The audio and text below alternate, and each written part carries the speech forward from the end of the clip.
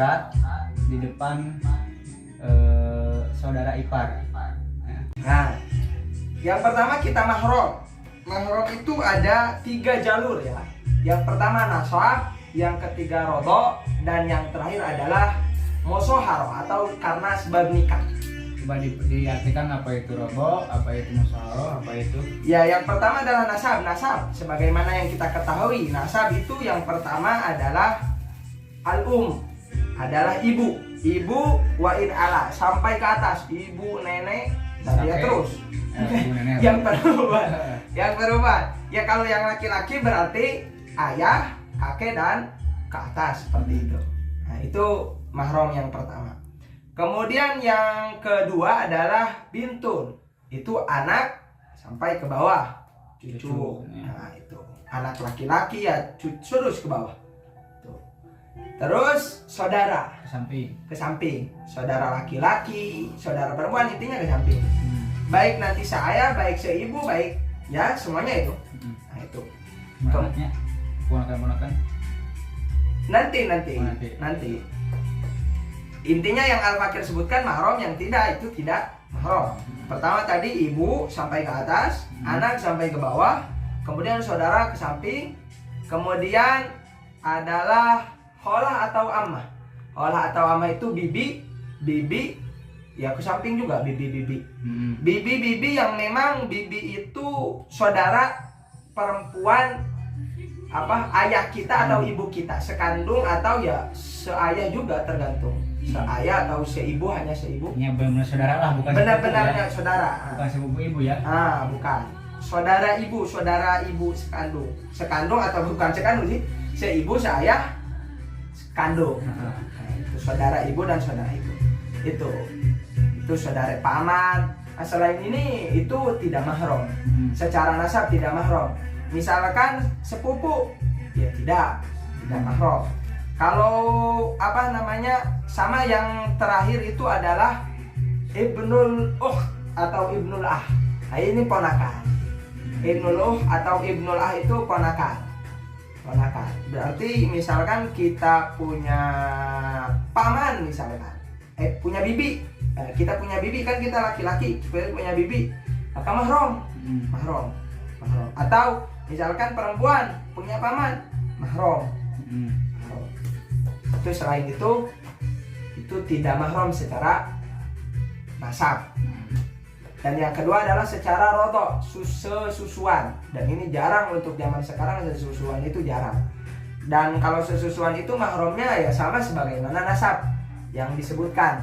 Ya nanti ibu susu kita ya jadi mahram sampai ke atasnya. Sama nanti anaknya juga mahram dan seterusnya. Itu kalau rodok. Kalau paham yang nasab ya paham yang rodok. Dan yang terakhir adalah musyawarah. Musyawarah itu karena pernikahan. Karena sebab pernikahan itu ada 4.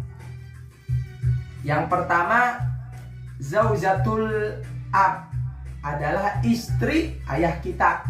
Nah, istri ayah kita itu walaupun sudah dicerai, kan biasanya ada ayah-ayahnya itu nikah 4. Ya kan ada ayah kita menikahi anak cuman umur 17 tahun. Wah, emang ini masih cantik, agak bisa. Karena sudah jadi ibu. Nah, itu menjadi mahram berarti ya. Jadi mahram. Hanya dengan akad. Walaupun misalkan akad sudah dicerai, belum diapa-apakan, itu sudah mahram. Itu zaujatul ab. Kemudian zaujatul ibin, menantu perempuan. Itu dengan mujarradul hanya sebatas akad itu sudah mahram. Sudah mahram sampai mati. Kemudian juga ummu zaujah mertua. Nah, mertua itu ya sama ini, mertua laki-laki, mertua perempuan sama. Itu jadi mahram. Ke atasnya nenek semuanya? Enggak. Enggak. Hanya ininya. Hanya ummu siapa? Ummu zaujah sama abu zaujah. Nanti kalau nenek zaujah? Enggak. Enggak. Ya bisa kalau mau ya bawa. Tapi nenek kan. Iya kalau mau. Nah, ini dan yang terakhir adalah Robibah itu anak tiri. Nah, tapi kalau anak tiri itu mahramnya ketika bahasanya itu ketika kita mensetubuhi ibunya. Misalkan ada Z nikah sama janda. Jandanya misalkan ya Hindun lah. Nah, Zaid itu menikah dengan Hindun. Hindun punya anak perempuan. Namanya misalkan Sarboa. Namanya misalkan Sarboa. Nah, misalkan namanya Sarboa. Nah, ini Sarboa itu mahram ketika Zaid itu sudah menyetubuhi ibunya Hindun. Nah, ketika belum disetubui berubah pikiran, nggak apa-apa dicerai, nikah dengan Sarboa. Nah, itu kalau itu syaratnya. Kalau Robiba itu ada syaratnya. Syaratnya harus sudah itu yang mahram. Nah, itu dan tinggal apa namanya? Dikiaskan, tinggal maksudnya dibalikan kalau untuk itu kan untuk laki-laki mahramnya. Kalau untuk perempuan ya tinggal diganti posisinya jadi laki-laki semua yang tadi. Itu. Nah, kemudian kita membahas tentang hukumnya tadi kakak ipar itu. Nah, jadi auratnya perempuan itu ada beberapa. Pertama, auratnya perempuan ketika sendiri. Auratnya apa namanya? Perempuan. Kita bahas ketika jauh dulu. Nah, perempuan ketika bersama suaminya itulah aurat talaha. Tidak memiliki aurat. Kalau bersama suaminya bebas, tidak ada auratnya. Nggak pakai pakaian ya. Nggak apa-apa. Bebas. Kalau bersama suaminya hanya berdua ya. Ya. Hanya berdua itu nggak apa-apa. Nah, kemudian auratnya dia ketika bersama apa namanya? Mahram yang lainnya. Mahram yang lainnya. Mahram yang lainnya seperti ayahnya tadi. Dari nasab lah. Dari nasab dan dari atau rodoah gitu ya. Rodo atau dari pernikahan tadi. Musyawarah. Nah, itu maka auratnya itu adalah ma baina surrati warukbah. Antara pusar dan apa namanya? Ini lutut. Antara pusar dan lutut. Nah, itu ketika dia sendirian, ketika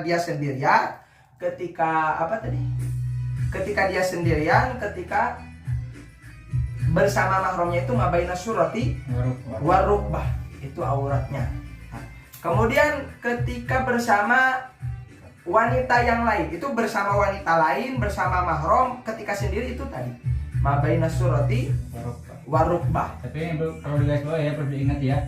Berarti kakak ipar itu bukan mahram. Ya, kakak ipar itu bukan mahram karena tadi tidak disebutkan. Karena tidak disebutkan. Perlu digarisbawahi kakak ipar itu bukan mahram. Kakak ipar itu bukan mahram. Terus. Kemudian untuk apa namanya? Ketika bersama wanita yang fasik. Kan kalau wanita bersama wanita kan mahram. Kan kalau tadi wanitanya tapi tidak fasik. Maka ma baina surrati warukbah. Tapi kalau wanitanya fasik atau wanitanya orang kafir misalkan, nah itu sesama wanita tapi orang kafir atau orang fasik itu taubul amal, pakaian pekerjaan. Biasanya kalau wanita bekerja kan ada pakaiannya ketika di dapur, itu kan ada pakaiannya. Pakai dasar mungkin ya. Itu intinya tidak ma baina surrati warukbah. Ketika bersama ajanib itu yang bukan mahram. Tapi ini fasik itu apa fasik itu? Fasik itu yang apa namanya?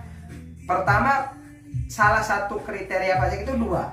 Yang pertama adalah irtakabal kabiroh, melakukan dosa besar. Ketika dia sudah melakukan dosa besar, maka seperti zina misalkan, atau seperti minul khamar, itu termasuk dosa besar. Ketika ada seseorang perempuan telah melakukan hal-hal itu, maka dia dinyatakan fasik. Kapan dia dicabut fasiknya? Itu dengan apa namanya? Kurun waktu setahun. Kalau dalam kurun waktu setahun dia tobat, maka kembali lagi ke adilannya. Jadi fasiknya itu dicabut lagi. Atau dia itu musirun ala sogoi. Dia itu apa namanya? Sering melakukan dosa kecil. Maka itu contoh ya banyak. Misalkan scroll TikTok ada ajanib laki-laki yang bukan mahramnya dilihat, itu kan dosa kecil. Tapi kalau tiap hari fasik juga. Karena sering ya. Karena sering. Kapan dicabut fasiknya ya? Ketika berhenti dalam kurun waktu tadi setahun, baru dikatakan tidak fasik lagi. Dikatakan tidak fasik lagi. Itu. Kemudian yang terakhir auratnya wanita ketika ketika sholat. Kalau ketika sholat, kalau orang yang merdeka kulul Semua badan kecuali ilal wajhi wal kafain, kecuali muka dan dua telapak tangan. Nah, itu ketika sholat untuk wanita yang merdeka. Kalau untuk wanita yang budak, maka mabaina surati wa rukbah, antara pusar dan lutut itu yang budak, dan sekarang tidak ada budak.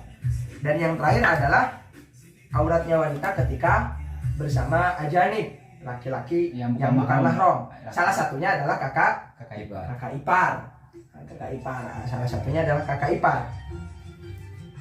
Maka hukumnya adalah jami'ul badan, semua badan tanpa kecuali sebenarnya itu yang mu'taman.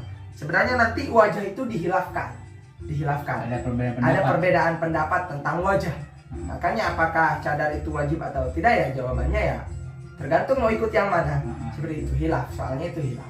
Nah, seperti itu. Jadi bisa disimpulkan tentang pertanyaan tadi bahwa membuka aurat di depan kakak ipar itu tidak diperbolehkan, atau ya secara kasarnya itu haram. Makanya itu ada film itu Ipar Adalah Maut, itu diambil dari hadis. Ada hadisnya berarti. Ada hadisnya. Itu ada hadisnya, Ipar Adalah Maut. Tuh, mungkin ya seperti itulah tentang haulal mahram dan aurah. Nah, kemudian mungkin ntar ada pertanyaannya, karena di kita ini adalah adat seperti adatnya kita ketika lebaran. Itu kan ya, adat ketika lebaran. Kita kan adat kita itu sering salaman. Sehingga bahkan dengan sepupu kita sering salaman, dengan apalagi ya jelas kakak ipar sering salaman. Itu bagaimana itu menanggapi seperti itu?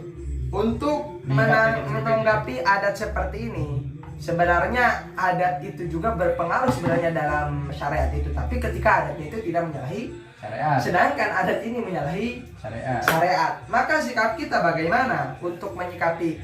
Memang terkadang Al-Fakir juga ketika lebaran itu bingung juga, gak salaman disebut gak sopan, sombong, salaman haram. Tapi sebenarnya ya harus yang dikedepankan di sini hakullah sebenarnya. Cuman karena kita itu bersosialisasi dengan masyarakat, itu kita tidak bisa semata-mata langsung. Nah, jadi kita pelan-pelan untuk mungkin lebaran pertama ini kita masih, tapi kita meyakini dalam hati kita ini benar-benar salah. Jangan sampai ketika kita melakukan hal itu ada di hati ini boleh lah, tetap kita meyakini ini haram, Al-Fakir dosa.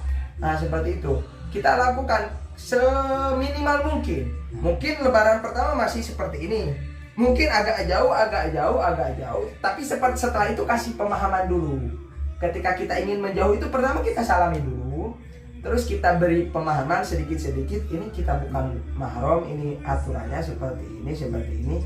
Jadi maaf, Al-Fakir tidak bersalaman itu bukan karena tidak menghormati, karena memang syariat itu seperti ini. Ya kalau masih belum menerima, kita masih pasti itu sedikit-sedikit. Kalau sedikit-sedikit kita pasti akan menerima dan mengerti. Ketika kita hanya seperti ini, insya Allah akan mengerti sedikit-sedikit. Ya soalnya kayak saya juga pernah mencoba ya untuk ke sepupu sendiri, untuk tidak bersalaman, sepupu perempuan jelasnya, untuk tidak bersalaman dengan cara alasannya itu memegang Al-Quran. Wajib. Alasannya kan wajib mempunyai wudhu. Karena batal wudhunya nanti kalau salaman. Saya mau salaman, saya tahu kayak saya punya wudhu. Dan ternyata setahun itu gak nanya sama saya, gak nyapa. Dikira sombong. Memang sebenarnya itu tadi. Jadi salah paham ya. Dan ini berarti malah menyebabkan kemadorot yang lebih besar. Sedangkan itu termasuk kita sepupu itu masih harus kita itu menyambung silaturahmi, walaupun bukan mahram tetap kita harus menyambung silaturahmi kita. Iya. Makanya itu kemadorot yang lebih besar. Makanya kita tetap bersalaman dulu sedikit-sedikit, kita beri pemahaman, pembekalan, ini tidak boleh, ini. Dan insya Allah sedikit demi sedikit mereka juga memahami, menerima. Iya, emang begitu ya. Berarti sikap kita tetap bersalaman, tapi tetap kita sportif kepada hukum ya. Sportif, tetap kita yakini bahwa itu haram. Jadi ya memang itu bisa untuk kesportifan dalam hukum itu ya, insaf dalam hukum itu bukan hanya di situ doang ya. Iya. Di yang lainnya itu seperti itu ya. Berarti contoh di dalam merokok ini kan ada berbeda pendapat ya. Dalam merokok ini berbeda pendapat. Mungkin yang paling ini tuh makruh ya. Yang ini kan rokok itu mungkin makruh ya, yang paling menyebarnya itu makruh ya. Berarti walaupun kita perokok, jangan menghukumi rokok ini halal gitu kan ya. Tetap seperti dalam hati ini makruh gitu ya. Itu seperti itu ya. Ya maaf saya merokok juga. Seperti itu untuk menyikapi hal-hal, apalagi perkara yang masih terjadi perbedaan pendapat itu tidak semata-mata kita, misalkan kita memegang pendapat, misalkan ada suatu hukum pendapatnya berbeda, ada yang mengatakan haram, ada yang mengatakan ini, kita berpegang kepada yang haram, kita tidak semata-mata menyalahkan, misalkan masyarakat ini haram bahaya, akan kabur masyarakat. Kita harus sedikit demi sedikit, seperti tadi ada orang yang hijrah misalkan, yang tadinya tidak memakai kerudung jadi memakai kerudung, jadi berjilbab, tapi maksiatnya masih jalan. Akhirnya kita ceramai, percuma pakai jilbab tapi maksiatnya lanjut. Ini yang tadinya pakai jilbab dibuka lagi akhirnya. Salah. Ya, merasa ini ya.